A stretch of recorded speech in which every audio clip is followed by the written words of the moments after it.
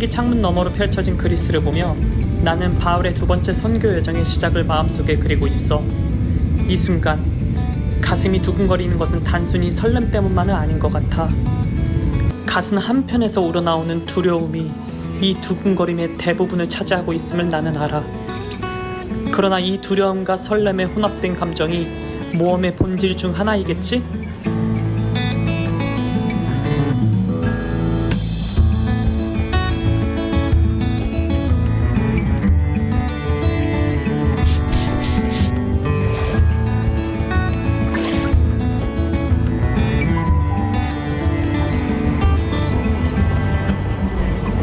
바울이 걸었던 길을 따라 그가 전한 메시지를 실감하며 이 땅의 주가 이루신 역사의 현장을 직접 체험하는 것, 나는 그것을 할 거야. 그것은 분명 내게 금보다 더 값진 모험의 여정일 거야.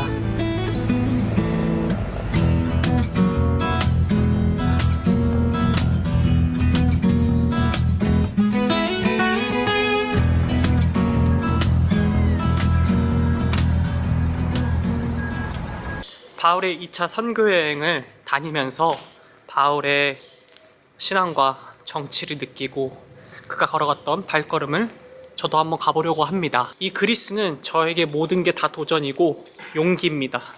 같이 저와 함께 가시죠. 오늘은 아테네 첫날이지만 고요한 에게오 해협을 지키는 도시 고린도로 가려고 합니다.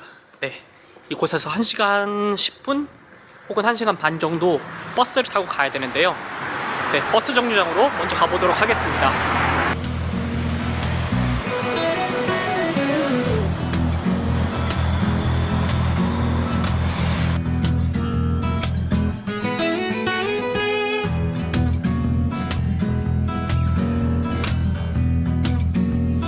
Hello, I want to go to Gorindo. Yeah, 1A.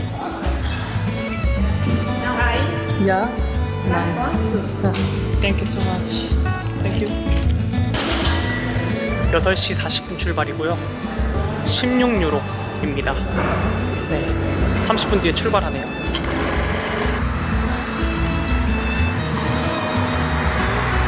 네, 저는 지금 고린도에 왔고요. 이제 아크로 고린도에 올라가려고 합니다.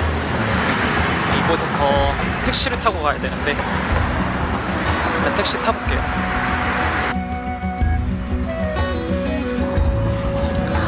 아크로 고린도스. 택시를 타고 아크로 고린도로 향하고 있어. 이곳은 고린도를 방문했다면 반드시 방문해야 하는 명소라고 해. 아크로 고린도스에는 아프로디테 신전이 있었으며 이곳에서는 고린도 전경을 한눈에 조명할 수 있어. 오케이, 아디오.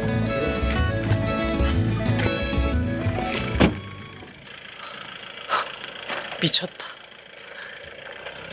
와, 장관입니다.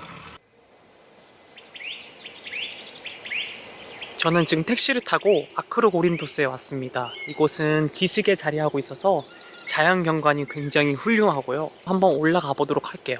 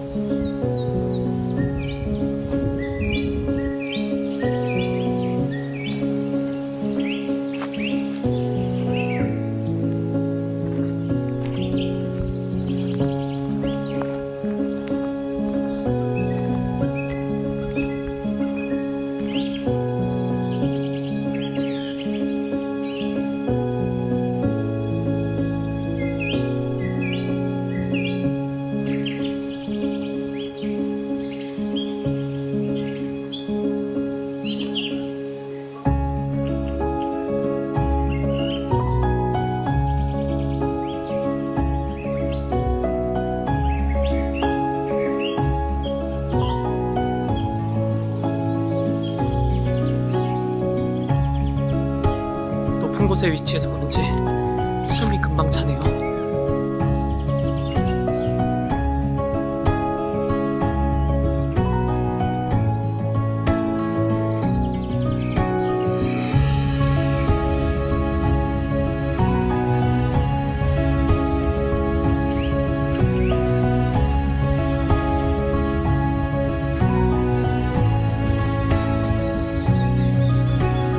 오르고 올라도 끝이 안 보이는데요. 이곳의 규모가 엄청나다는 것을 느껴지네요.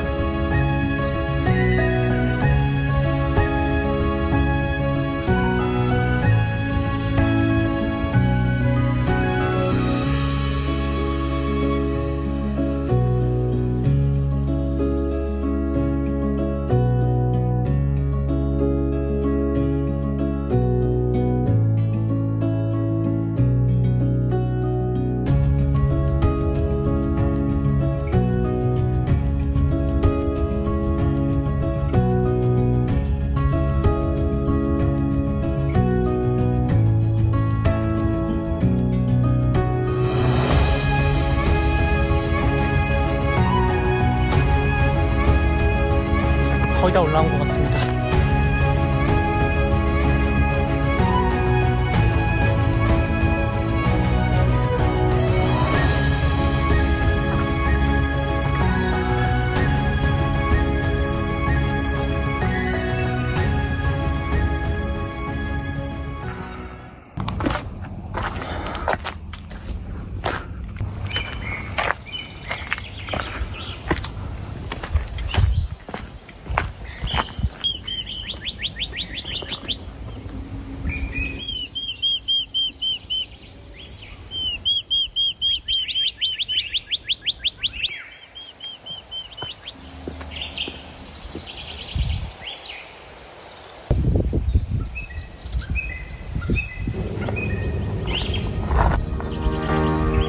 아크로고린도에서는 에게해와 그리고 이오니아 해를 동시에 볼 수 있습니다.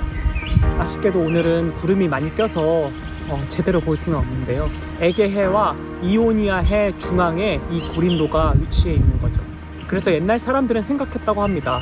아, 저 에게해와 이오니아 해가 같이 연결된다면은 정말 편할 텐데, 이런 얘기를 그리스 시대에 참 많이 했다고 해요. 후에 그 사이를 가로지를 수 있는 운하가 로마 시대 때 뚫리게 됩니다. 한 개의 운하만 가지고 있어도 굉장히 큰 대도시가 되는데, 이곳에는 무려 운하가 2군데였어요. 그러니까 더욱더 크게 번성할 수 있었던 그런 도시죠. 지금 제가 서 있는 아크로고린도를 기억해야 합니다. 아크로폴리스 하면은 로마잖아요. 네, 이곳은 처음에는 그리스가 이 고린도를 지배했었지만, 그리스는 굉장히 큰 강대국이었고, 로마가 굉장히 작은 나라로서 이제 막 신생 국가로서 점점 강해지기 시작했어요. 그런 로마가 이 고린도를 쳐들어옵니다. 로마가 그리스로 막 침공해 오는데, 처음에 그리스는 콧방귀를 꼈다고 해요. 굉장히 작은 나라가 이곳을 침략해 오니까요. 허나 로마는 이 고린도까지 침공을 해서 이곳을 아주 쑥대밭으로 만들어버립니다. 후에 BC 144년에 로마 황제가 이곳을 다시 짓습니다. 여기 보니까 여기에 도시를 안 지을 이유가 없는 거예요. 너무 좋은 거예요. 네, 에게해도 있고 이오니아 해도 있고, 그리고 되게 풍성하고 부유한 도시였기 때문에요. 네, 그래서 로마에 넘쳐났던 시민들, 그리고 하층민들, 그리고 퇴역군인들, 그리고 계속 로마가 이제 점점 커지니까 난민들이 많이 생기잖아요. 그런 사람들을 이곳으로 다 이주시킵니다. 그래서 이곳을 예를 들어서 우리나라에서 분당 같은 도시로 굉장히 부유하고 번성된 도시로 키워가기 시작합니다. 또 퇴역군인들에게는 땅을 나눠줘서 이곳에서 잘 살아라. 그래서 이 고린도는 로마의 굴복된 도시가 되는 거죠. 바울 시대 때는. 이곳은 돈, 쾌락, 그리고 향락, 모든 게 다 사람 넘쳐나는 도시였습니다. 이곳은 자신의 지위와 이익을 위해 살아가는 사람들이 있던 곳입니다. 오늘날과 비슷하죠. 이곳은 혼자서 힘을 키우기 어려우니까 또 파와 당을 지어서 굉장히 많은 사람들이 힘을 합쳐서 서로의 이익을 위해 활동을 했었다고 해요. 네, 그런 곳에서 바울이 담대하게 복음을 전했던 거죠.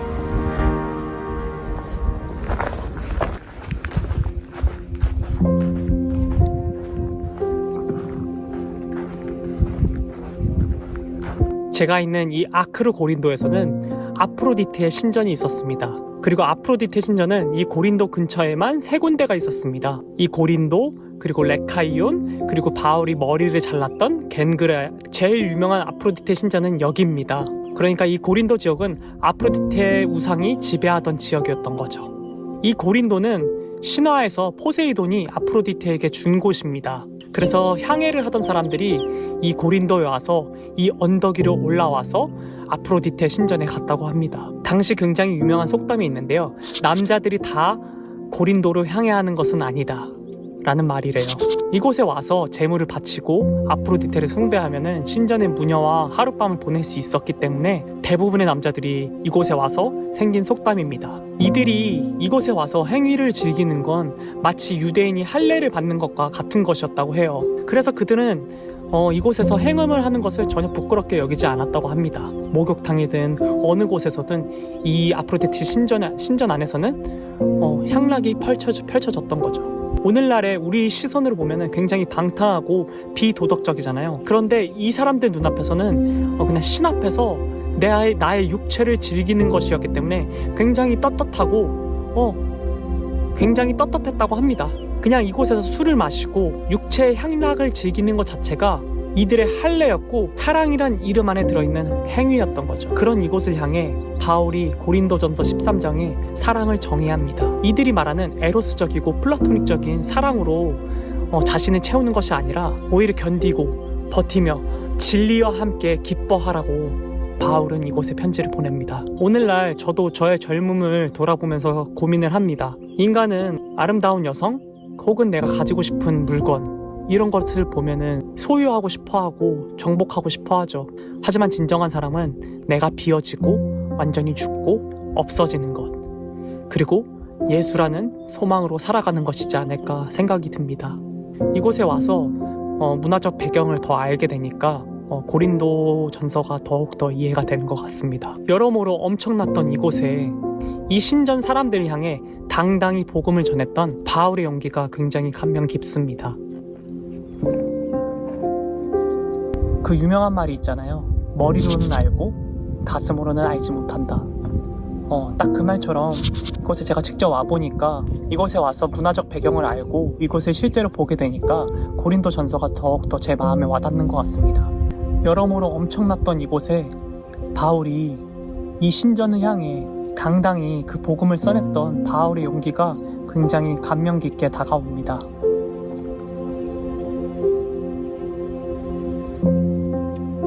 일단은 이 아크로 고린도를 내려가서 다른 유적지에 가보도록 하겠습니다.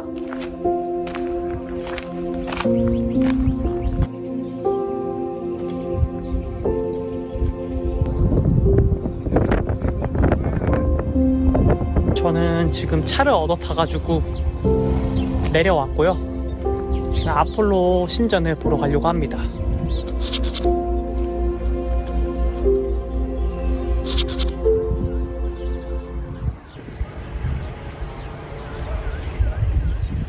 저는 지금 아폴로 신전 앞에 있는데요. 아폴로 신전은 로마 제국 곳곳에 광대하게 있었다고 해요. 터키 밀레투스 비두마에, 그리고 사대에, 이탈리아 그리스 폼페이에, 그리고 로마에, 그리고 이 고린도에도 이 아폴로 신전이 있는 것입니다. 원래는 38개의 기둥이 있어야 되는데 지금은 7개의 기둥만 남아 있습니다.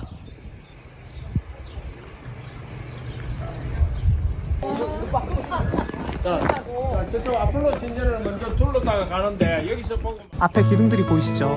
그리스에는 두 가지의 기둥 양식이 굉장히 유명한데요. 여기 고린도스 양식이 유명하고요. 또 하나는 이오니아 양식이 유명합니다. 도리아식 양식도 있는데 그건 기본형이고요. 각각의 특징적인 디자인이 있습니다. 이오니아식 기둥은 곡선 모양의 기둥을 가지고 있고요. 이 기둥은 본체 위에 작은 스크롤이 덮여져 있는 모습을 볼 수 있고요. 고린도스식은 조금 더 뚜렷한 양식을 갖고 있어요. 이렇게 코린도스식 기둥은 잎사귀 모양으로 되어 있는데요. 그리스 도처에 있는 아칸소스라는 식물의 잎을 본떠서 이렇게 기둥을 만들었다고 합니다. 시지푸스 능선이 보입니다. 이 능선은 그리스 신화에서 신들을 속여서 살아간 시지푸스를 그리고 있어요. 그리스 신화의 신들이 시지푸스에게 형벌을 하나 주거든요. 큰 돌을 굴려가지고 이 언덕을 오르게 했다는 것입니다. 돌을 올리고 다시 밑으로 떨어뜨리고 올리고 떨어뜨리고를 계속 반복했던 시지푸스입니다. 그 이야기는 속임수, 반항, 그리고 끊임없는 노력을 이야기해준다고 합니다. 특히 이 능선이 그 용기와 반항을 잘 보여주는 능선이라고 합니다.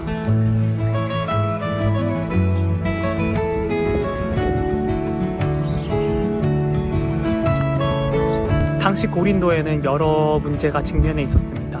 동성애, 예배 질서, 구제 의무 등 다양한 도덕적 고민이 교회 안을 감싸고 있었죠. 그리고 파가 갈려가지고 바울파, 아볼로파, 그리고 그리스도파 이렇게 나눠져서 서로 싸우고 있었습니다. 바울이 로마에 있을 때 이러한 조언들을 바탕으로 편지를 써서 보낸 게 고린도 전후서죠. 그 문제들을 보면서 그 당시 그리스도교의 초기 형태와 그리스인들의 도시 생활의 모습을 알 수 있습니다. 그 중에서도 가장 강조한 것이 고린도전서 13장, 저희가 아까 말했던 사랑 이야기입니다. 이 시, 노래, 극장이 굉장히 유명했거든요.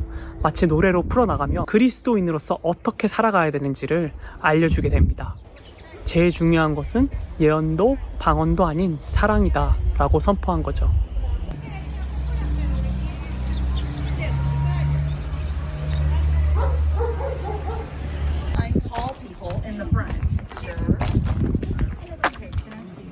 바울이 회당에서 재판을 받았던 곳에 있는데요. 이곳을 비마라고 합니다. 광장 중앙에 쌓여있던 돌더미로 본래는 아고라의 중앙에 자리 잡고 있었다고 해요. 비마라는 말은 연단, 보폭이란 뜻으로 갈리오가 총독으로 있을 때 바울이 유대인들의 고소로 재판을 받았던 자리이며 회당장 중 하나인 소스세니스를 잡아서 매질하던 곳입니다.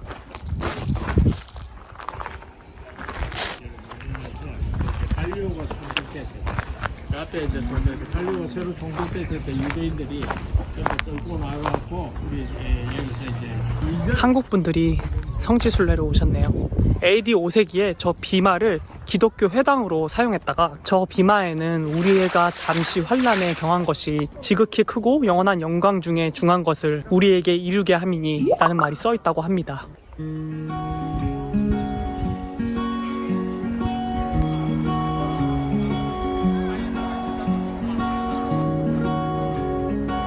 저는 유적지를 나왔고요. 이곳은 성경과 또 굉장히 관련 깊은 유적이 하나 있습니다. 그것도 보러 가시죠.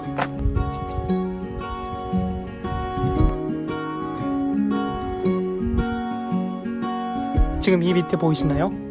에라도스 비문이라고 합니다. 사도 바울은 이 고린도에서 로마를 향해 편지를 썼습니다. 제가 로마를 공부하면서 사도 바울이 로마에 대한 사랑을 절절하게 느낄 수 있었는데요. 언젠가 제가 로마에 가게 된다면 꼭 한번 나누고 싶습니다. 그런데 로마서 16장 23절을 보면요, 여기 고린도 사람들과 더불어서 재무관 에라도스와 함께 문안한다 라는 말이 나와요. 사도 바울이 이 고린도에 있을 때 에라도스에게 도움을 굉장히 많이 받아서 특별히 에라도스에게 문안을 하는 거죠. 몇십 년 전에 이 고린도에서 발굴 작업을 계속 하다가 어떠한 비문을 발견하게 됩니다. 그 비문은 어떤 도로를 내고 이 사람 때문에 이 도로가 생겼다라는 비문인데요. 이것을 파내어 고증했는데 AD 1세기 때 사도 바울 시대의 비문이 맞았다고 해요. 그래서 저 에라도스 비문은 성경의 역사를 알 수 있는 그런 비문입니다. 이렇게 에라도스 비문 옆에 유적 발굴 작업을 하고 있습니다.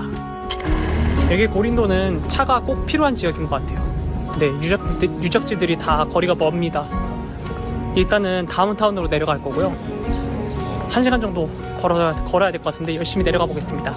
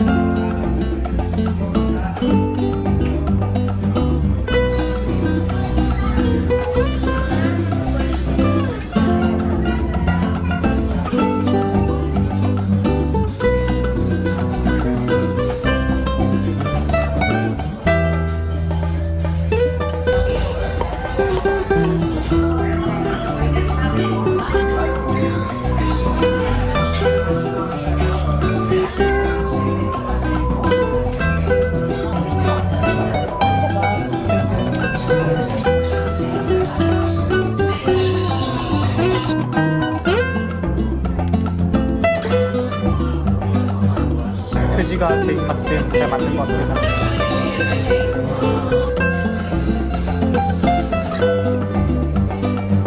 아주 맛있습니다. 이게 베스트입니다. 식감이 어묵 같아요.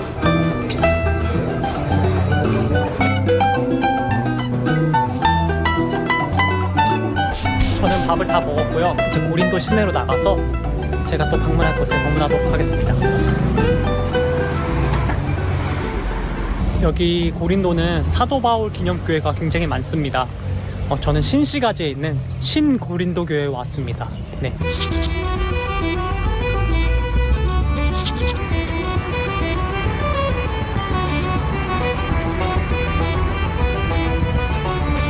여기는 교회 역사가 기록된 비문이 보이거든요. 1대 목사님부터 지금 목사님까지의 이름이 써 있어요.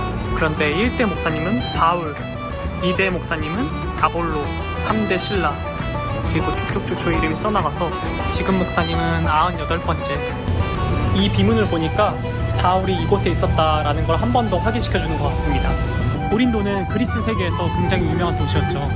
하지만 아까 말했듯이 로마에게 파괴당하고 주민들은 몽땅 노예로 팔려나갔다고 해요. 나중에 로마인들이 다시 이 도시를 세우고 그 결과로 이전 민족과는 다른 새로운 민족이 이 고린도의 주인이 됩니다. 지금 오후 4시인데요. 도시가 굉장히 조용하고 대부분 가게들이 닫혀 있습니다. 원래 그리스가 이 시간에 닫는 건지 아니면 이 도시가 지금 노후화된 건지 잘 모르겠네요. 고린도 하늘 아래 발걸음을 내디디니 옛 석재 위에 새겨진 시간의 속삭임이 들려오는 것 같아. 바울의 말씀이 고대의 바람에 실려 여기저기 퍼져 그의 믿음, 사랑의 메아리는 아직도 여기 남아있는 것 같아. 난 이곳에서 역사 속으로 한 걸음을 내딛는 순간 마음속 깊은 곳에 신앙의 불씨가 타오름을 느껴. 고린도의 돌과 흙 사이에 주의 무한한 사랑과 은혜를 다시금 느끼고 있어. 이곳에서의 모든 순간이 마음의 시가 되어 깊은 울림으로 다가오고 있어.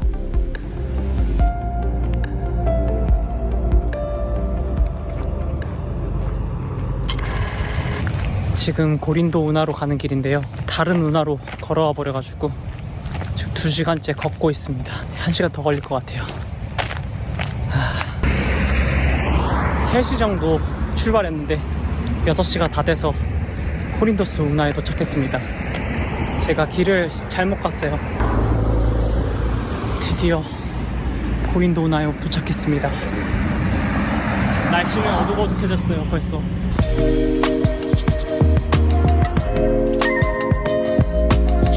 물 색깔이 굉장히 파랗습니다. 고린도 운하는 에게안 해와 이오니아 해를 연결하는 구간입니다. 고린도스 운하는 역사적으로도 주목을 받는데요. 로마 시대 때는 로마 황제 네로가 6,000명의 유대인 포로를 데리고 이 공사를 했지만 실패하고요. 1893년에 프랑스 민간회사가 7년간에 걸쳐서 완공하게 됩니다. 그러니까 굉장히 오랜 시간 걸린 거죠. 다이너마이트가 개발되고 나서 이곳이 완공된 겁니다. 바울의 전도 여행 때는 이 운하는 없었다고 해요. 바다 수심은 8m고요. 한 300km를 바다 수심은 8m고요. 이곳을 안 지나가면 한 300km를 돌아갔어야 된다고 해요. 그래서 굉장히 중요한 곳이죠.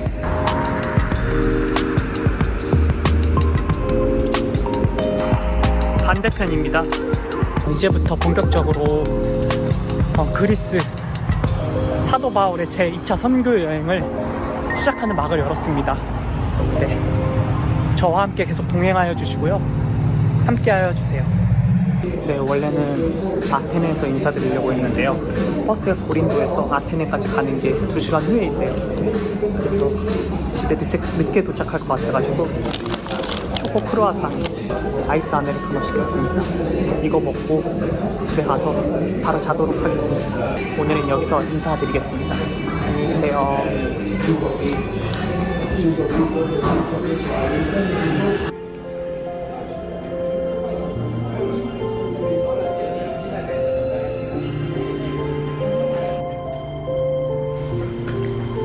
떠나올 때 고린도의 바람이 속삭이는 듯해.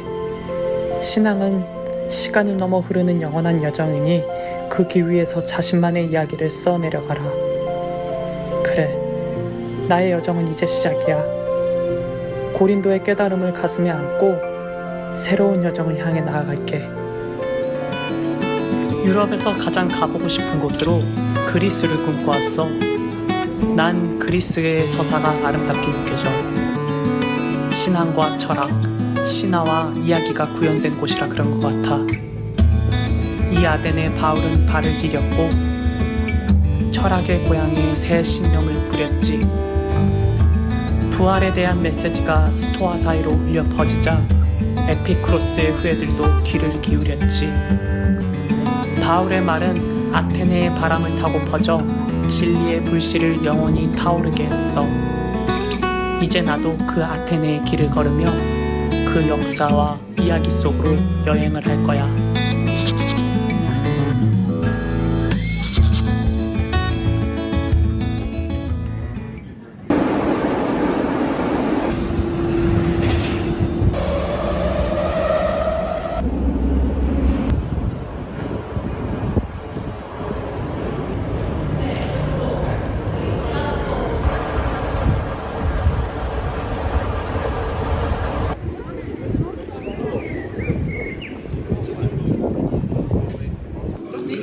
Hello, one person? 10 euro. Yeah. Thank you. Thank you. Thank you. Για ντούκο, ρε. Έχεις για ντούκο, τι να σου δώσει. Με πήρε αμαλία 10유로입니다. 10유로에 끊었어요. 안녕하세요. 곤입니다. 오늘의 여정에 함께하게 되어 기쁩니다. 아테네 여행을 통해 사도 바울의 선교를 더욱더 깊이 알아보려고 합니다. 오늘도 저와 함께 동행하시죠. 이 도시는 약 3000년의 역사를 가지고 있어요. 고대 그리스 문명의 중심지로 꼽힙니다. 아테네에서 가장 큰 랜드마크 중 하나는 바로 이 아크로폴리스입니다. 이곳은 고대 신전의 집합체로 신들의 도시라고 불리고 있죠. 그 중에서도 이 파르테논 신전은 고대 그리스의 걸작품으로 손꼽힙니다.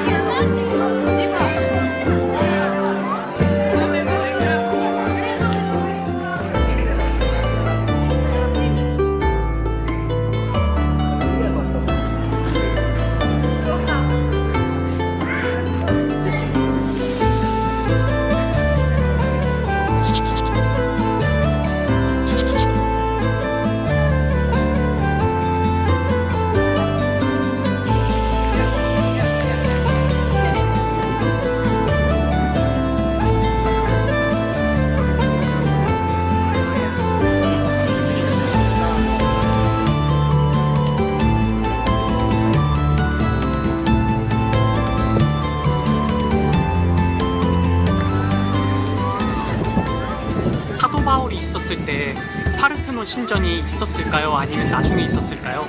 파르테논 신전은 기원전 436년에 완성되었기 때문에 바울이 있었을 때도 있었다고 합니다. 느헤미야가 파라 나라에 유대 총독으로 왔을 때 파르테논 신전은 열심히 지어지고 있었다고 합니다. 파르테논은 여신 아테네를 위해서 지어진 성전이고요. 아테네 조각상은 금으로 장식되어 있었다고 합니다. 그 황금 조각상은 저 신전 가운데 있어서 그 어디에서도 아테네의 여신을 바라볼 수 있게 만들어졌다고 합니다. 이 파르테논 신전은 역사적인 많은 사건들을 겪었습니다. 오스만 제국과 베네치아군에 의해서 후에 로마 제국 시대에는 기독교 성전으로 사용되기도 했고요. 이러한 역사적인 변천사도 이 건물이 지닌 흥미로운 측면 중에 하나입니다.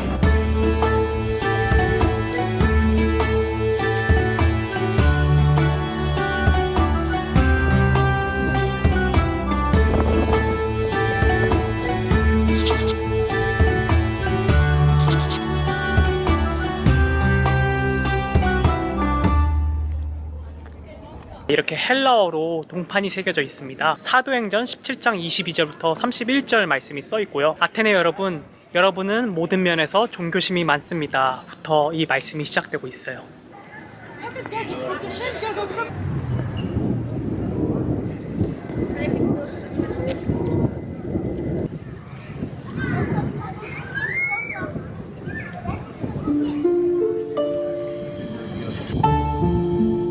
지금 제가 있는 지역은 아레오파고스입니다. 아레오파고스는 전쟁의 신 아레스와 지혜의 여신 아테네가 충돌한 장소로 유명한 곳입니다. 이 지역은 그리스 전쟁과 전략에 큰 역할을 한 지역이었고요. 아테네에서 가장 유서 깊은 법정이었습니다. 오늘날의 아테네의 최고 법정 이름도 아레오파고스입니다. 아테네의 그리스 신화와 여러 신들을 경배하는 문화 속에서 바울은 아레오파고스에서 아테네 철학자들과 여기 아테네 시민들에게 하나님의 존재와 예수 그리스도의 중요성을 전했습니다. 요컨대 바울의 아테네 설교는 이 그리스 신화와 많은 신들을 섬기는 이 문화 가운데서 유일한 한 분이신 하나님에 대한 메시지를 전하는 것이었습니다. 바울은 그리스 신화와 철학적인 관점에 도전하면서 예수 그리스도를 중심으로 하는 기독교 복음을 중점적으로 이곳에서 전했습니다. 하지만 성경에 바울을 어떻게 표현했나요? 글은 굉장히 잘 쓰지만 말은 잘하지 못한다라고 표현되어 있죠. 그래서 논쟁에서 지기도 하고 자주 희롱당하기도 했다고 합니다. 아테네 사람들은 바울의 이야기를 굉장히 흥미로워했지만 항상 논쟁을 했대요. 죽은 자가 살아나? 부활? 그건 정말 말도 안 되는 소리다. 비난했다고 합니다. 바울은 이곳에서 신발의 먼지를 떨어버리고 고린도로 떠나게 됩니다. 근데 이 바울이 떠난 아테네에 하나님의 복음이 심어졌어요. 조용히 바울의 복음을 청취하던 아레오파고스의 관원 디오누시오 그리고 다말이라는 여자가 바울의 복음을 듣고 그리스도에 대한 사마리아 여인의 갈망처럼 목마름이 생긴 겁니다. 그들에게 믿음이 생기고 그들은 예수 그리스도를 믿게 됩니다. 기독교 역사가 에세비우스에 의하면 믿음이 생긴 아레오파고스 관원 디오누시오는 훗날 아테네의 2대 주교가 됩니다.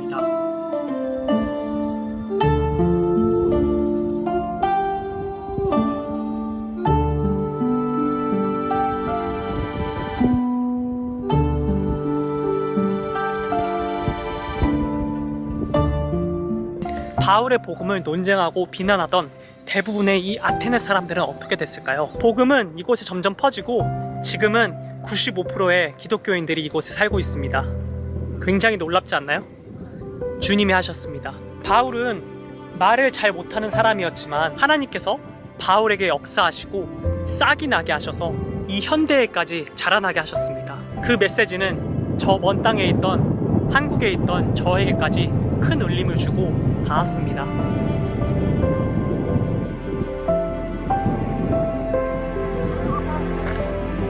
바울은 1차 선교 여행에서 소아시아의 유대인들에게 굉장히 많이 핍박을 당했었잖아요. 제 2차 선교 여행도 여기 마게도니아 유대인들에게 핍박과 고난을 받으면서 선교 여행을 했습니다. 바울은 데살로니가에서 복음을 전하다가 유대인들과의 갈등으로 피신을 해서 도망가서 베레아로 갔습니다. 그런데 베레아까지 쫓아온 유대인들 때문에 바울은 디모데와 실라를 그곳에 두고 이곳 아테네까지 배 타고 내려오게 됩니다. 바울은 이 아테네에 첫 발을 내딘 순간 기분이 어땠을까요? 이 신들의 도시 아름다움에 놀랐을 것 같습니다. 햇살 아래 고대 신전들이 우뚝 솟아오른 풍경, 예술, 그리고 도시의 번화함 속에서 그의 발걸음은 어떻게 이끌렸는지 저는 상상만 해볼 뿐입니다. 만약에 저였다면 이 도시의 규모에 굉장히 움츠러들었을 것 같아요. 하지만 바울은 꼿꼿이 복음을 전하러 아레오파고스에 오게 됩니다.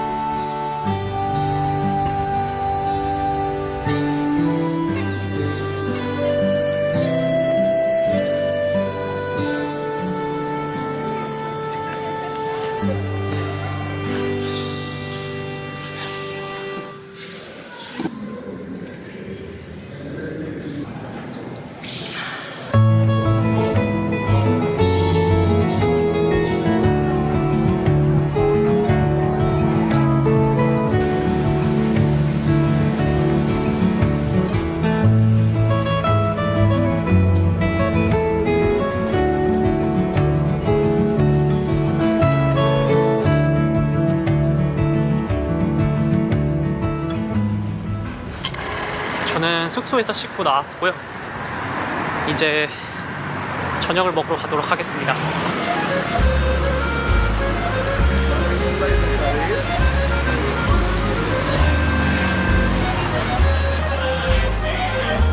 Hello. How are you? I'm good. Thank you.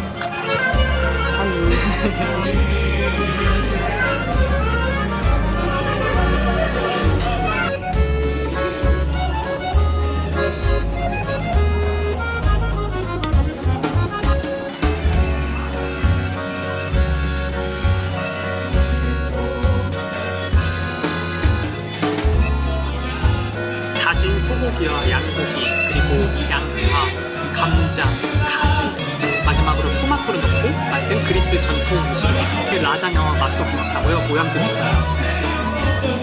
이 무사카는 어디 음식인지는 약간 엇갈리는 의견이 있어요. 페르시아, 아랍, 혹은 그리스, 튀르키예 어디 음식인지는 정확하게 알기 어렵다고 합니다.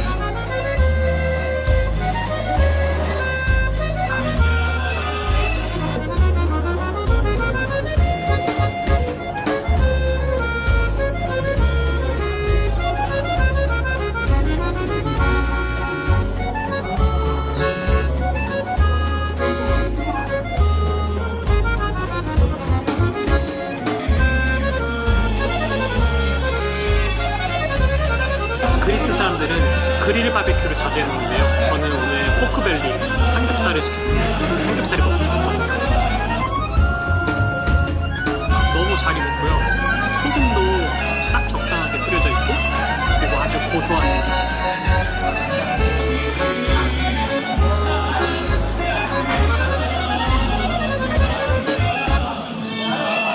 저는 오늘 여러분과 함께한 이 특별한 여행을 통해 바울의 아테네 선교 여행을 알아봤습니다. 이 도시의 아름다움과 고대와 현대의 공존을 잘 보았고요. 그리고 바울의 메시지가 어떻게 오늘날까지 이어져 왔는지를 조금 얘기해 볼 수 있었던 것 같아요. 앞으로도 여러분들과 다양한 여정을 떠나고 싶습니다.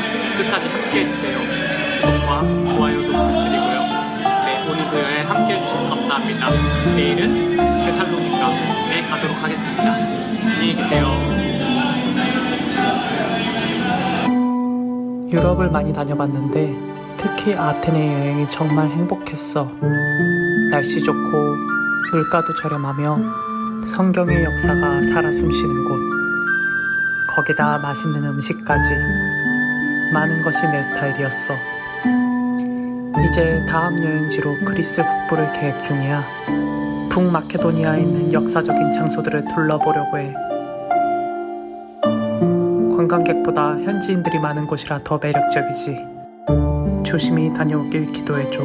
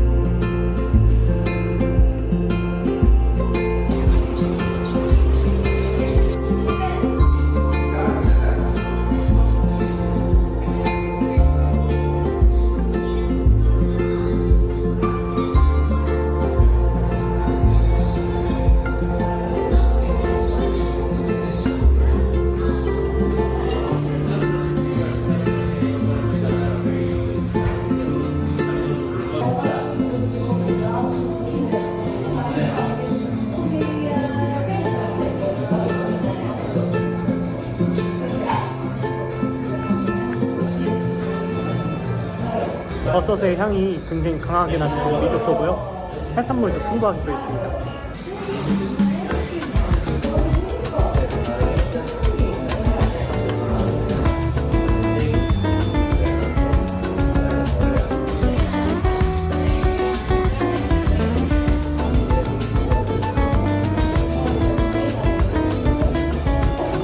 리조또 진짜 맛있어요. 제가 여태까지 먹어봤던 것 중에 가장 맛있는 것 같아요.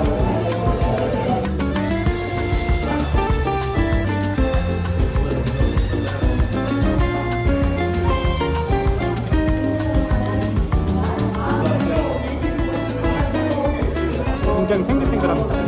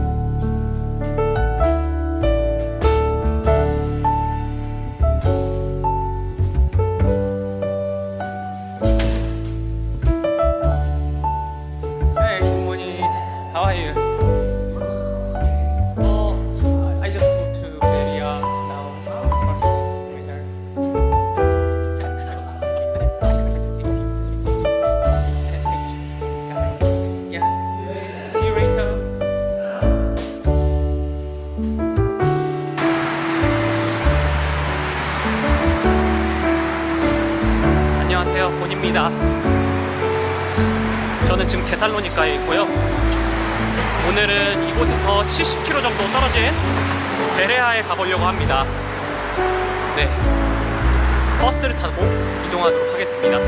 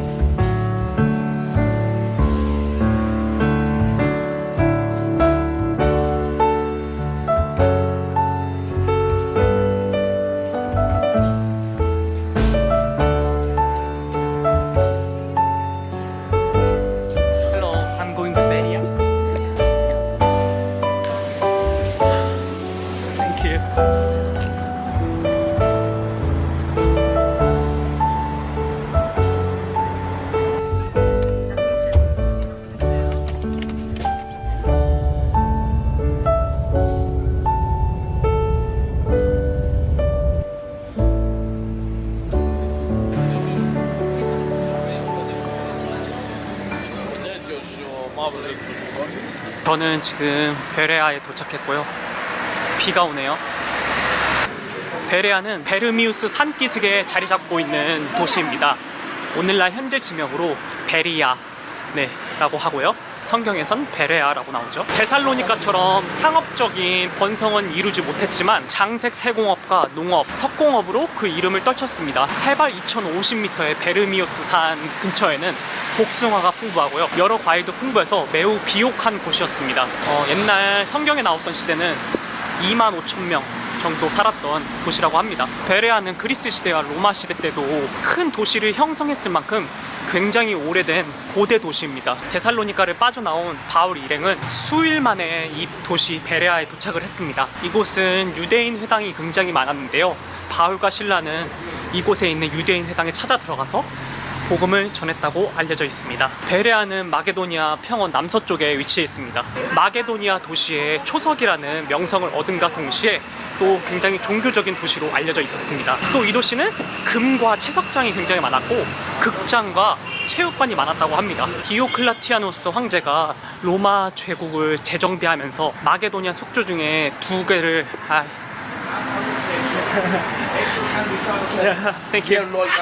디오클라티아누스 황제가 로마 제국을 재정비하면서 마게도니아 속주 중에 두 수도 중 하나로 삼았습니다. 베레아는 처음으로 의회를 가졌었고 그리고 화폐를 발행했던 국가이고요. 알렉산드리아 대왕을 위해 올림피아를 개최하기도 했었습니다.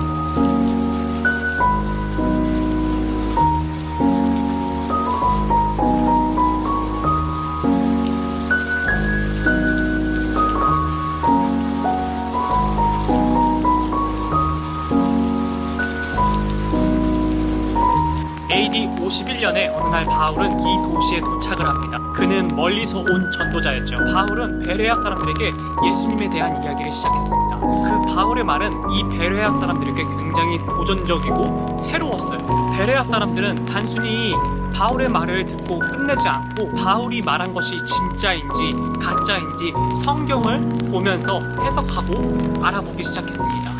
연구했던 거죠. 그들은 깊은 호기심을 가진 자들이었거든요. 많은 베레아 사람들이 바울의 가르침을 받아들였고 이곳은 복음의 열매가 많이 맺혔습니다. 베레아 성경 연구라는 말을 많이 들어보셨을 겁니다. 이는 베레아인들이 성경을 연구하는 그 태도에서 지어진 말입니다. 오늘날 성경 연구의 규범적 태도를 베레아적 연구 태도라고 말합니다. 성경에는 베레아 사람들은 너그러운 사람들이다라고 표시되어 있으면서 이 베레아 사람들 그리고 헬라 사람들 또 유대인들도 바울의 복음을 받아들였다고 합니다. 그것을 안 입굽기에 생각한 데살로니카의 유대인들이 이곳까지 찾아와서 바울을 괴롭히려고 했습니다. 그래서 바울은 이곳에서 디모데와 실라를 놔두고 혼자 배를 타고 아테네로 넘어가게 되는 것입니다.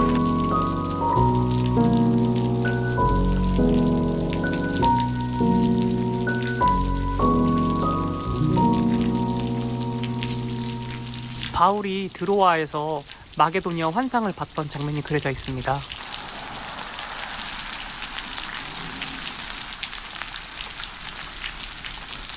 바울이 설교하는 것을 경청하는 베레아 사람들의 모습을 볼 수 있네요.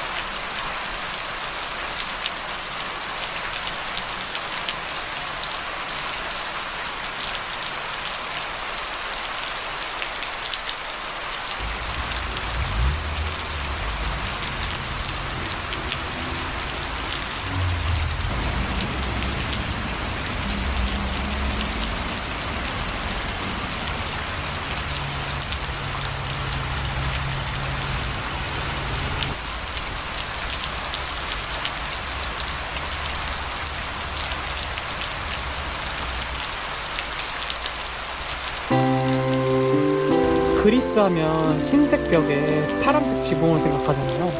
근데 노란색 벽에 빨간 지붕이 더 많은 것 같습니다.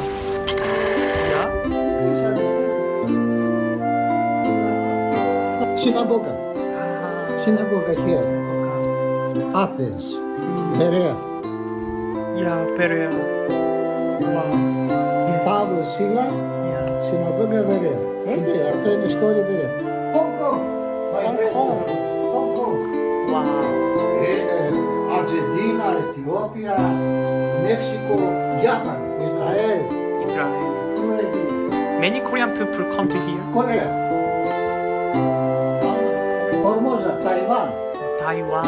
Our Mexico, India, all All over country. Plus as a country. 빵 주셨어요. 빵. Synagoga Israel. 아, 오케이. got it. Άρα βγάλεις φώτο. 아비 바이바이. 안녕. 바이바이. 아하.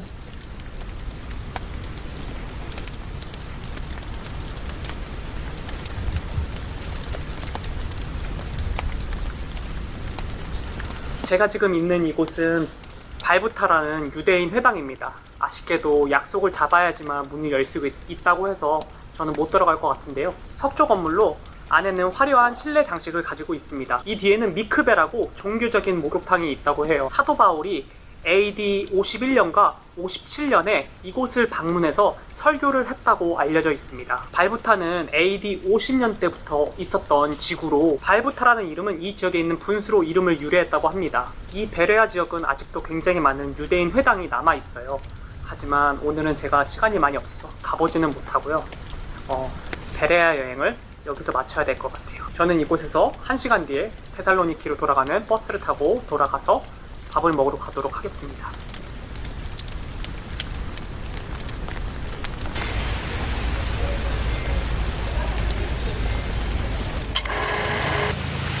돌계단을 따라 걸으며 시간의 흐름을 느낀다. 역사의 발자국이 깊게 새겨진 곳. 성경 속 말씀이 석벽에 되살아 옛사람들의 믿음이 고스란히 흐른다. 교회들은 세월의 기도와 사도 바울의 발자취를 간직한 채로 마을 곳곳에 흩어진 십자가 아래 소리 없는 종소리가 골목을 메운다. 옛 베레아인의 간절한 목마름에 새로운 신자들의 희망이 어우러진다. 베레아, 너는 하나님의 도시, 간절하게 주를 찾는 모든 이의 마음에 평화를 선사하는 아름다운 터전이구나. 베레아, 너는 과거와 현재가 교차하는 꿈이로다.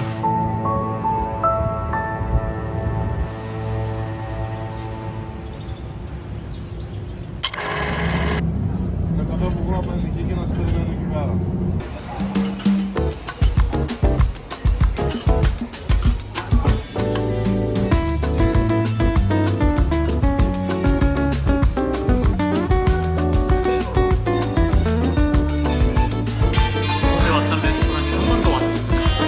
여기 너무 맛있어서 이번에는 파스타 먹어요.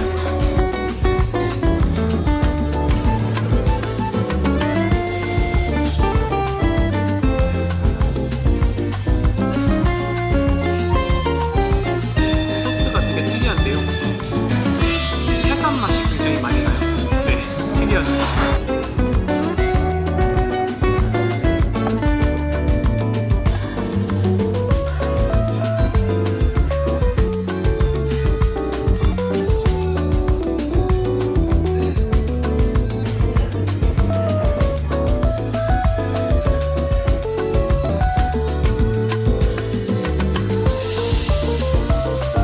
트러플 오일 맛도 나고요. 그리고 해산물 향이 굉장히 강하게 납니다. 전혀 짜지도 않고 맛있습니다.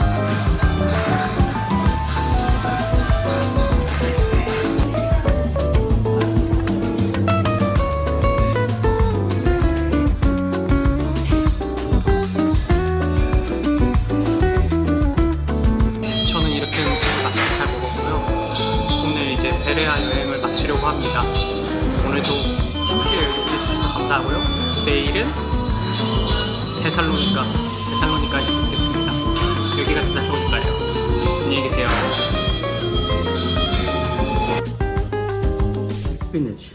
Oh, feta cheese Spinach, yeah. oh, what is this? Neon is the most famous. Oh, Yeah. The funny writing, yeah? Neon. neon. It's a good.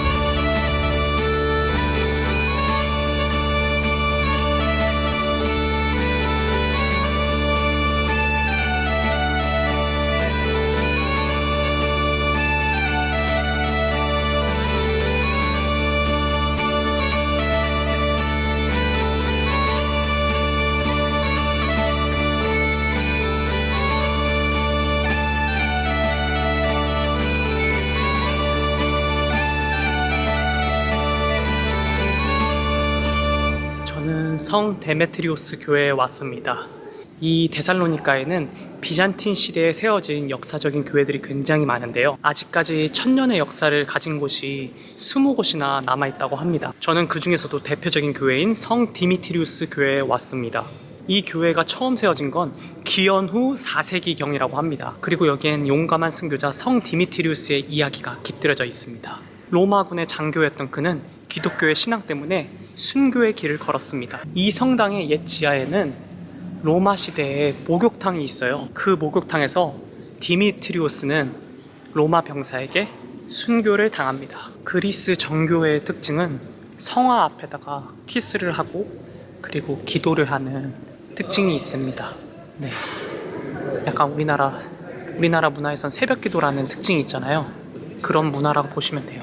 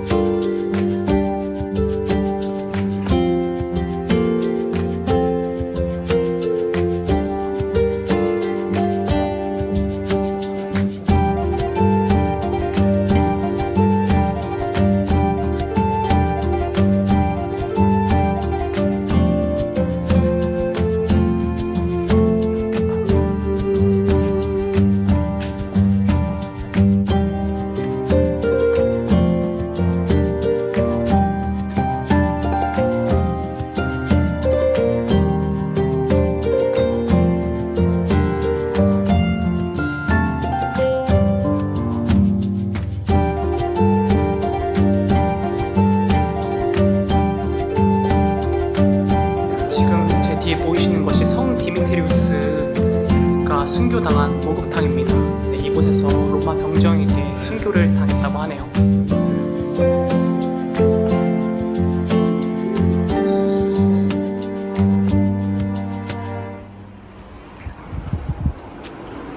호스텔 오너와 데살로니키에 대해서 얘기를 나눴었는데요.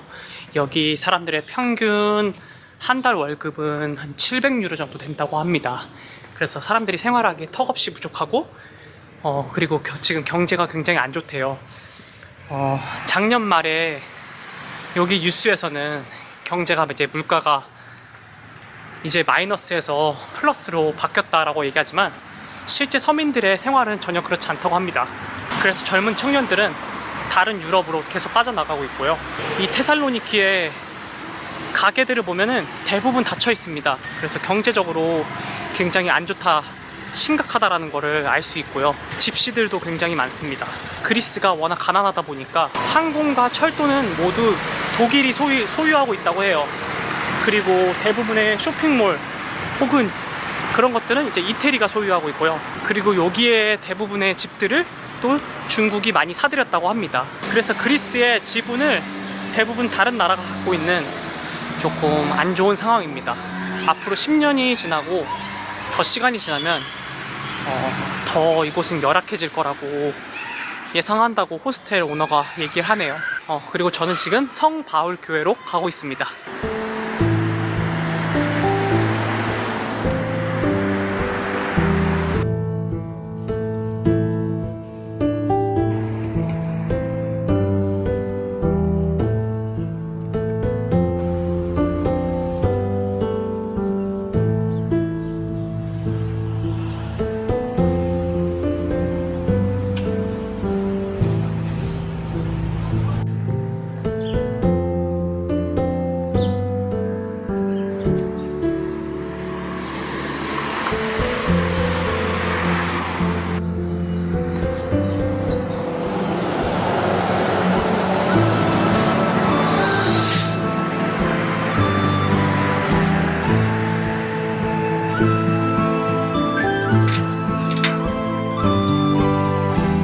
아쉽게도 문이 닫혀서 세인트폴 성당에는 못 들어갈 것 같네요.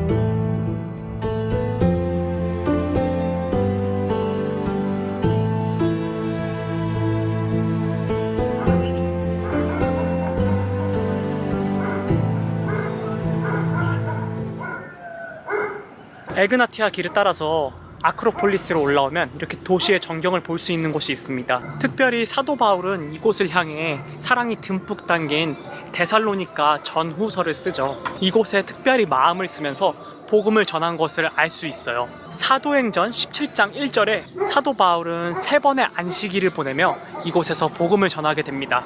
3주 동안 있었던 거죠. 사도 바울은 빌립보에서 복음을 전하고 암비볼리 아볼로니아를 거쳐서 이곳에 오게 됩니다. 바울은 이곳에 와보니까 이곳에는 유대인들이 굉장히 많았다고 해요.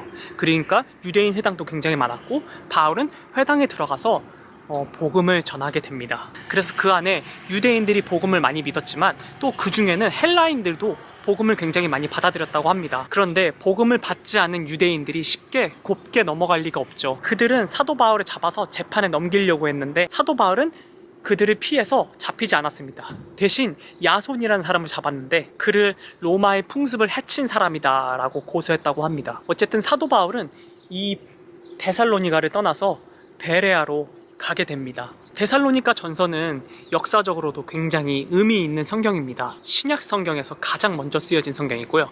AD 50년경에 쓰여진 성경입니다. 사울은 데살로니가에 있는 유대인들을 피해서 베레아에 가고 베레아까지 쫓아온 유대인들 때문에 배를 타고 넘어가서 아덴까지 넘어가는데요. 베레아에서 디모데와 실라를 내버려 두고 홀로 먼저 아덴으로 내려옵니다. 후에 디모데와 실라는 아덴에서 같이 합류합니다. 아덴에서 복음을 증거하는데 아무리 생각해도 데살로니가에 남겨둔 성도들이 너무 걱정되는 거예요.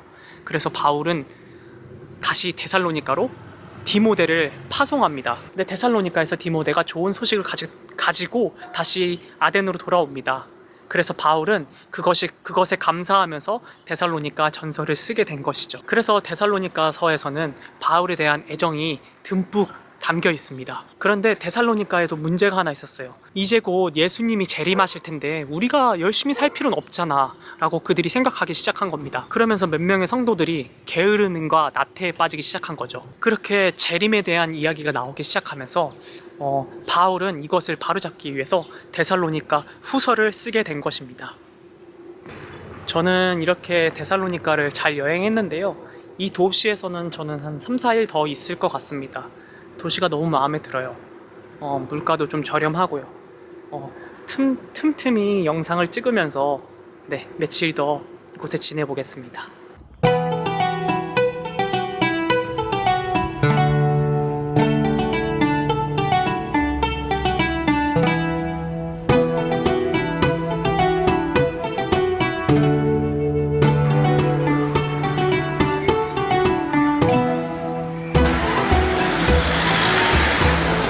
그리스는 기독교 인구가 95%입니다. 튀르키예는 대부분이 이슬람을 믿잖아요.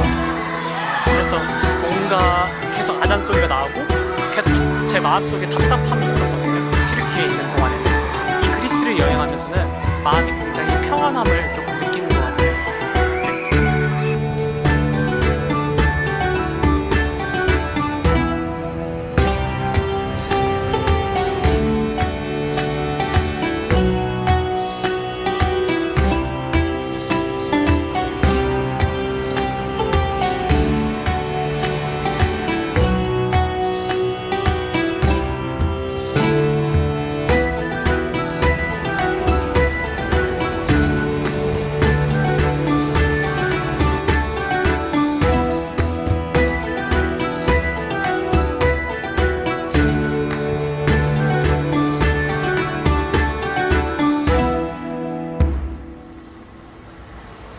여기 데살로니키가 역사적으로 중요한 곳인 이유는 로마 시대 때부터 이어져 온 전설의 길, 에그나티아 길이 있어서요.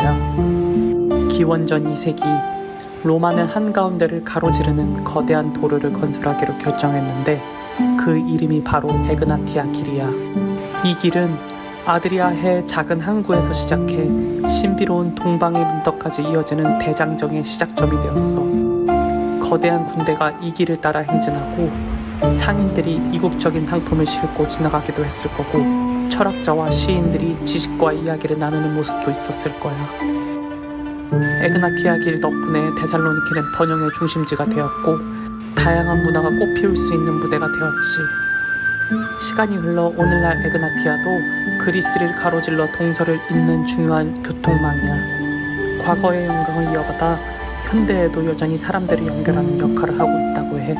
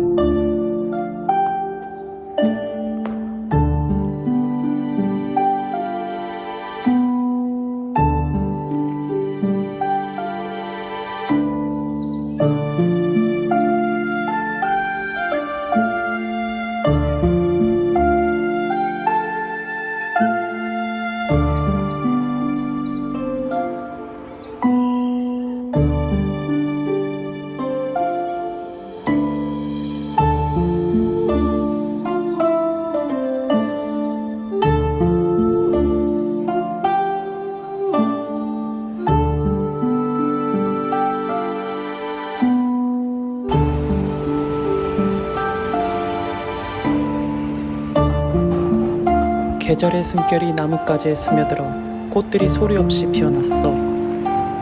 해질녘 바다의 선물을 품은 파스타와 포크 수블라키를 먹었어. 데살로니키의 모든 순간이 내 마음속 깊이 새겨 오래도록 기억될 것 같아.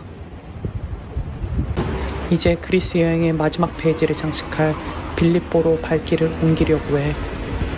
안전하길 기도해줘. 안녕하세요. 오늘도 함께 여행하게 되어서 기쁩니다.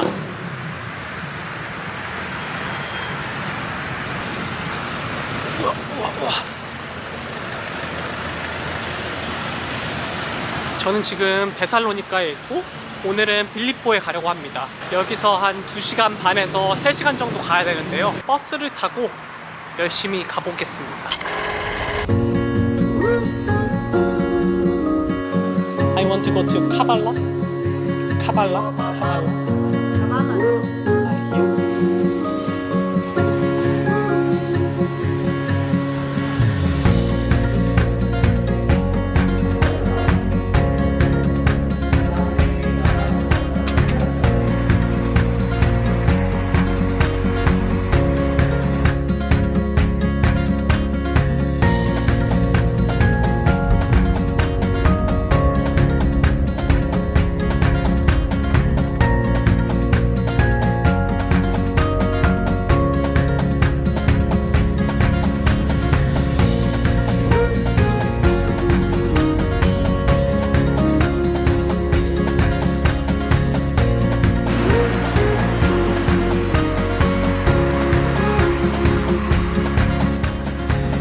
저는 지금 데살로니카에서 2시간 반 정도 버스를 타고 카발라에 왔고요. 성경에서는 네아폴리라고 불립니다.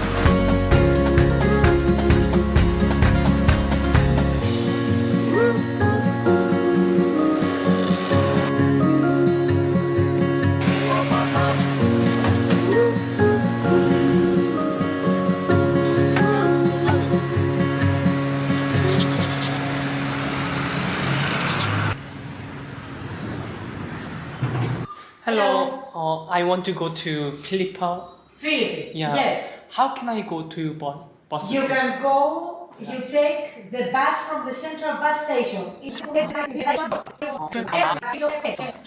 Thank you so much. Bye. Have a nice day.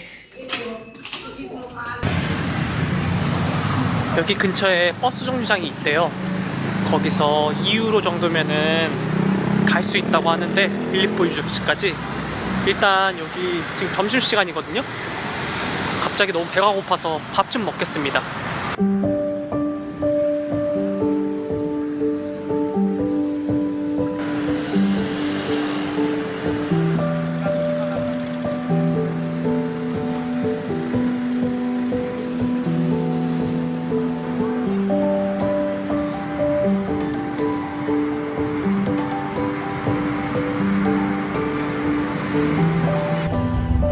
사도행전 16장 9절부터 12절이 써 있습니다.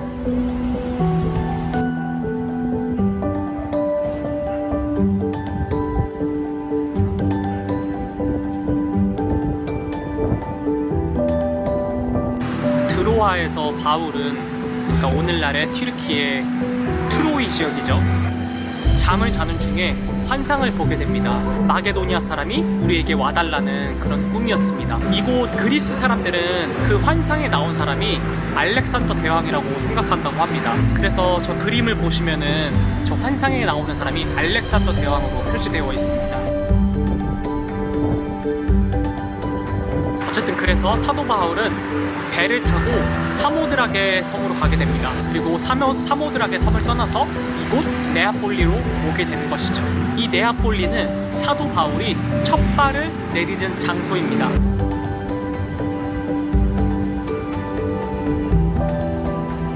이 그림 앞에는 이렇게 오래된 돌들이 보이는데요. 사도 바울이 이 발을 밟고 이곳을 건넜다라는 돌입니다.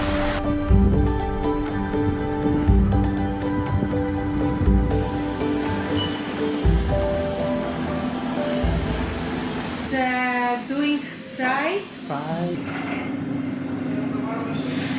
저는 사도 바울이 그림이 그려져 있는 니콜라스 성당 옆에 있는 PC 마켓에 왔습니다. 원래 이곳 안에서는 먹을 수 없는데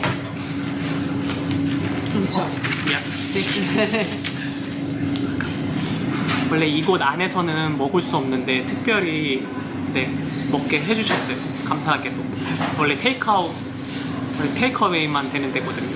이곳 네아폴리 카발라 항구는 그래서 생선 수프가 굉장히 유명하고요. 카발라는 오랜 역사를 가진 항구 도시입니다. 고대에서부터 중요한 무역의 중심지로 활동을 했었던 곳이죠. 에게해를 통한 문물과 문화의 교류가 이곳을 통해서 이루어졌다고 할 수 있습니다. 이 네아폴리를 통해서요. 그리고 이곳은 다양한 인종들이 모여서 살았었다고 해요. 고대 로마인들, 오스만인들, 불가리아인들, 그리고 알바니아인들, 그리스인들, 유대인들까지 합쳐서요. 그래서 이곳은 다양한 문화와 인종이 섞여 있는 곳입니다. 음식들도 굉장히 여러 가지 섞여 있어요. 그 음식 중에 가장 대표적인 게 푸사로스바 까발라스, 까발라 생선 스튜입니다.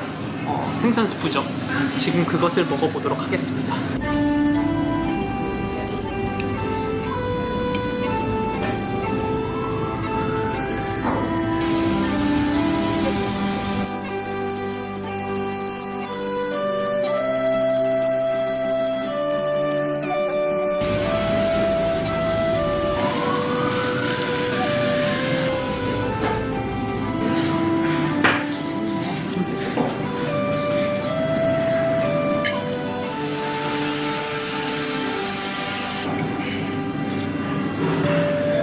당근, 감자, 호박, 생선들이 들어가 있어요.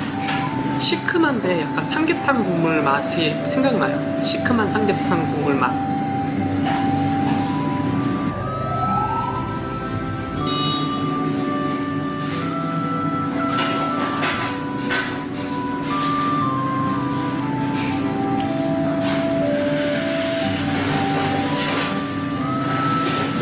여기서 지내면서 느끼는 건데 그리스 사람들이 굉장히 매너가 좋고 사람들이 나이스한 것 같습니다.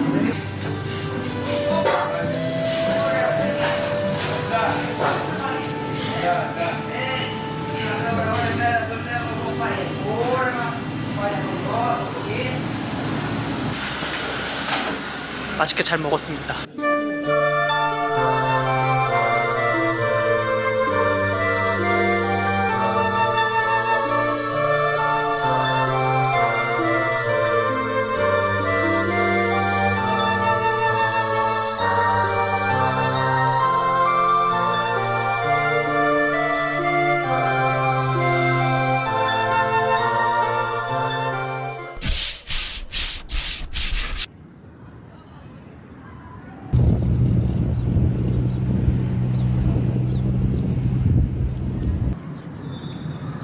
이 카발라 항구는 2023년에 아포스톨로스 파블로스로, 그러니까 바울 항구로 이름을 명명합니다.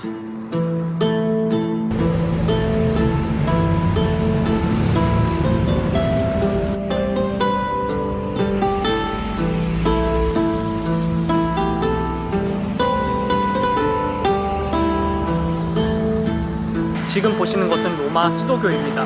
14세기에 완공된 것이라서 이거는 오스만 시대 때 완공된 로마 수도교라고 할 수 있다고 합니다. 네아폴리는 그 역사의 깊이만큼이나 이름의 변화도 깊은 도시야. 9세기부터 14세기까지 이 도시는 크리스토폴리라고 불렸어. 이는 그리스도의 도시라는 의미로 신앙의 중심지로서의 자부심을 반영하는 명칭이라고 해. 그러나 14세기에 오스만 터키의 지배를 받게 되면서 이 도시의 이름을 까발라로 바뀌었지. 까발라는 말을 매는 곳 또는 말등위라는 이름을 가지고 있었으며 지배적인 문화와 역사적 상황이 이 도시 이름이 어떻게 변화되어 왔는지를 잘 보여주는 것 같아. 특히 십자군 시대에 지어진 아크로폴리스의 성벽은 네아폴리가 겪어온 수많은 침략과 전쟁의 상처를 말해주고 있어. 이 성벽은 과거를 회상하며 도시의 아픔과 싸움의 역사를 증언하는 한편 오늘날까지 그 웅장함을 유지하며 도시를 수호하고 있지. 그럼에도 불구하고 네아폴리의 주민들은 그들의 도시가 과거에 겪은 고난보다는 유럽에서의 복음이 처음으로 전해진 도시라는 점에 더 큰 자부심을 가지고 살아가고 있어. 이러한 자부심은 네아폴리가 지닌 독특한 정체성과 문화적 유산을 보존하는 데 큰 역할을 한다고 해. 이처럼 네아폴리는 그 이름의 변천사 속에서도 고유한 정체성을 잃지 않고 역사적 깊이와 문화적 풍부함을 계속해서 이어가는 도시야.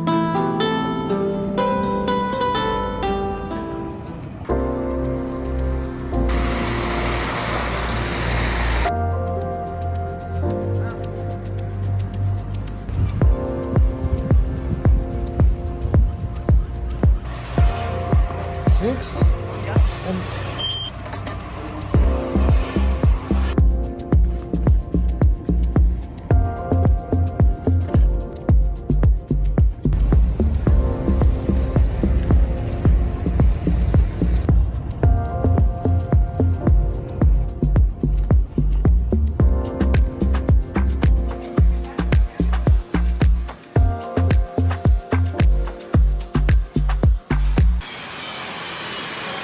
물어보니까 이게 오후 1시에 떠나는 버스가 있다고 하네요. 그거 타고 가도록 하겠습니다.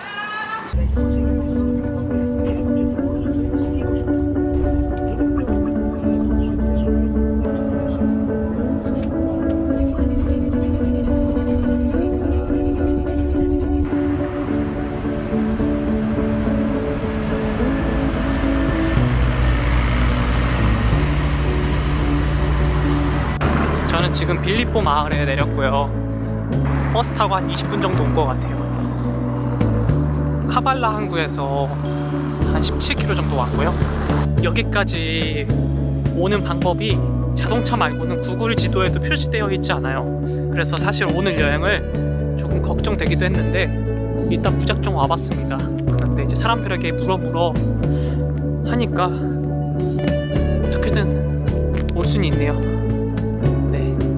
모든 게 낯설게 느껴지지만 그래도 여기까지 왔다는 것에 되게 큰 만족감을 느낍니다.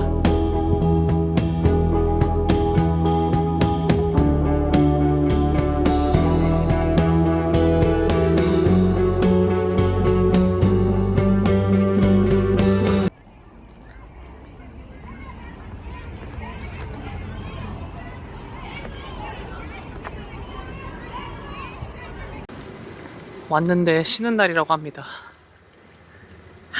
이럴 수가. 어떻게 해야 될지 생각해 봐야겠어요.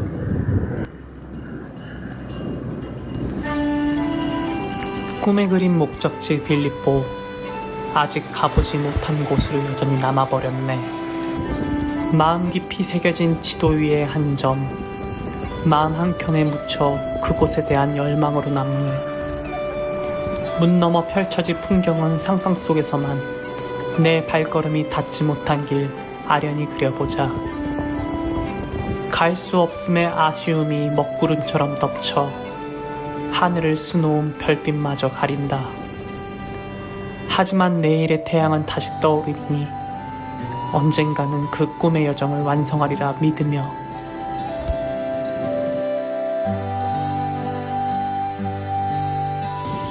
저는 지금 루디아 기념교회에 도착했습니다. Hello. Excuse me. Anybody there?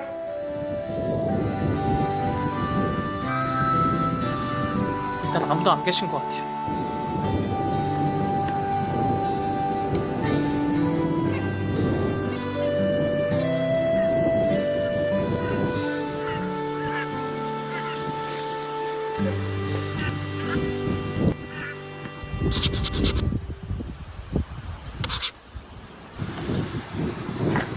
루디아의 모습이 그려져 있습니다.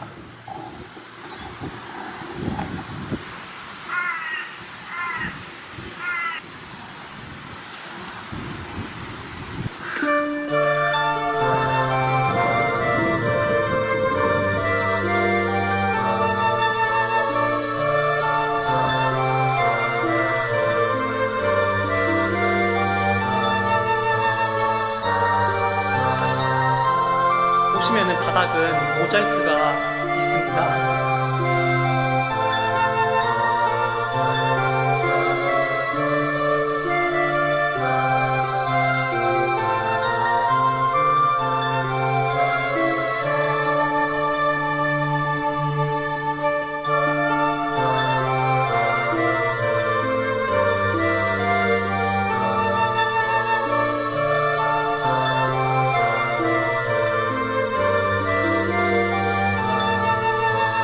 천장에는 성경 이야기들이 그려져 있습니다.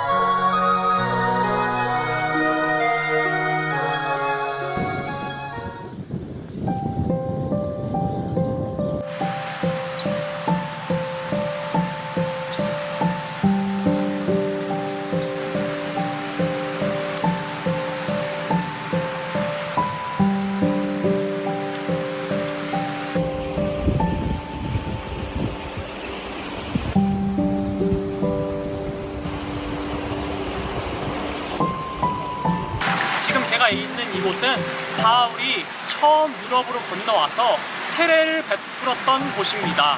저희 같이 소아시아 7교회를 여행했을 때 두아디라 지역을 갔었잖아요. 네, 그 자색 옷가멜 루디아가 이 빌립보에 있었습니다. 루디아는 이곳에서 바울을 만나서 복음을 듣게 됐고 그의 가족과 함께 세례를 받던 장소가 바로 이 장소인 것이죠. 이 강의 이름은 지각터스 강입니다. 지각터스의 뜻은 두 개의 강의 균형을 맞추는 자라는 뜻입니다. 그리스 로마 신화에서도 저승에 있는 하데스에게 간 페르세포네를 디미트라가 이 강을 통해서 다시 건져 올리는 강이 바로 이 강이라고 신화에 나옵니다. 바울은 이 빌립보에서 전도 활동을 시작하고 이곳을 막 거닐다가 빌립보 문 밖에 지나면서 이곳에 들렸는데 개울가에서 여성들이 냅둔 모여 있었다고 합니다.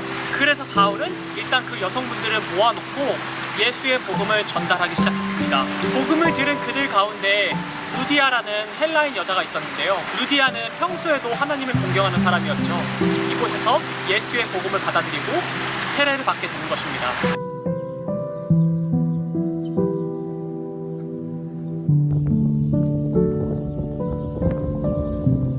Yeah, take free. Thank you so much. 일단은 루디아 기념교회는 와봤지만 여기 온 목적은 빌립보에 가기 위함이었잖아요. 근데 오늘은 문 닫았으니까 내일은 날씨가 안 좋아서 좀 아름다운 빌립보의 모습을 여러분들한테 보여드릴 수 없겠지만 좀 흐린 모습이라도 내일 다시 찾아와서 이곳을 자세히 또 볼 수 있도록 해보겠습니다. 오늘은 일단 돌아갈게요. 데살로니카까지 돌아갈게요. 또 먼 여정이네요. 돌아가는 길이 그리고 쉽지 않아요. 이게 버스가 1시간마다 한 대 있는데 지금 정류장도 어딘지 모르고요. 그리고 이제 1시간 뒤에 막차입니다. 오후 4시가 막차라서 지금 빨리 가서 타야 됩니다. 네, 가보도록 하겠습니다.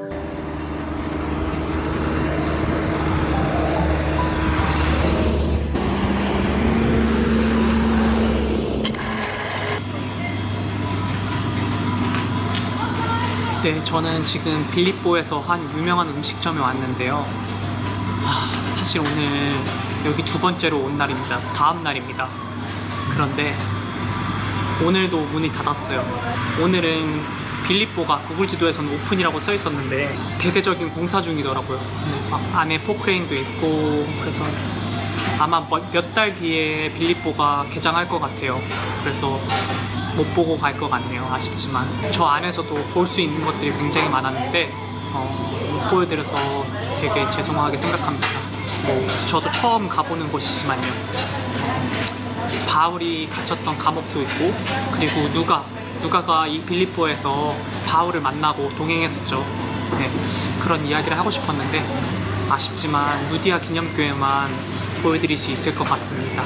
네, 저는 여기서 식사를 하고 왕복 6시간인데 어쩔 수 없이 빌립보 여행은 포기해야 될 것 같습니다.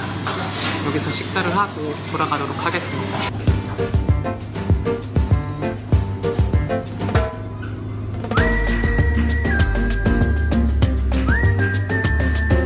그리스와 튀르키예는 옆나라이기 때문에 음식도 굉장히 비슷합니다.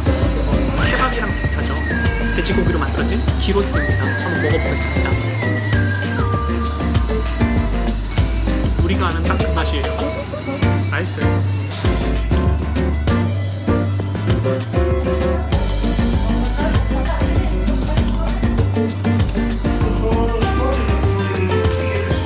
피데라고 해서 빵도 나옵니다.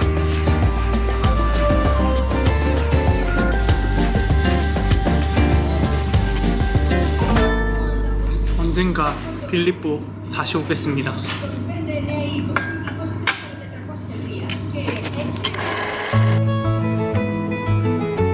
그리스 여행의 막을 내리며 바울의 걸음을 따라 걸었던 성지순례는 마치 한 권의 책을 덮는 듯해 사실은 내 영혼의 새로운 장을 여는 순간처럼 느껴져. 이 여정은 고대의 도시들을 넘나들며 바울의 복음을 전파했던 그 길에서 발견한 감동과 영적 울림을 품고 돌아오는 시간이었어. 데살로니키 지역의 에게해 배경으로 펼쳐진 고대 유적들 사이로 걸으며 바울의 열정적인 메시지가 어떻게 바위처럼 단단하고 믿음의 기초를 세웠는지를 체감했고, 아테네에서는 바울이 아레오파고스 언덕에서 펼친 용감한 설교를 상상하며 그의 단호하고 따뜻한 목소리가 신들의 도시에 울려 퍼지는 것을 느꼈지. 코린더스 구석구석은 고대의 활기로 빛났고, 나는 우리 모두가 공유하는 신앙의 끈으로 서로 연결되어 있음을 실감했어. 마치 시간여행을 하듯 역사 속으로 걸어들어가 바울의 발자취를 따르는 것은 내게 영적 각성을 가져다주는 듯해. 어느 순간 고대도로를 따라 장난스럽게 철학자 흉내도 내보고, 바울이 걸었을 법한 길에서 신발끈을 묶으며 영감을 받는 일도 있었지. 그리스에서 마지막 날 태양이 내려앉은 황홀한 순간 나는 알았어. 이 모든 여정이 나를 어디로 이끌었는지, 그리고 내 신앙이 조금은 더 깊고 풍부해졌는지를. 성지순례는 끝났지만 내 영혼의 여정은 새로운 각성으로 계속될 거야. 그리스, 이 아름다운 땅과의 이별이 아쉬울 따름이지만 내 마음속에는 더 큰 사랑과 깊은 감사의 빛이 새겨졌어. 또 만나길 바래.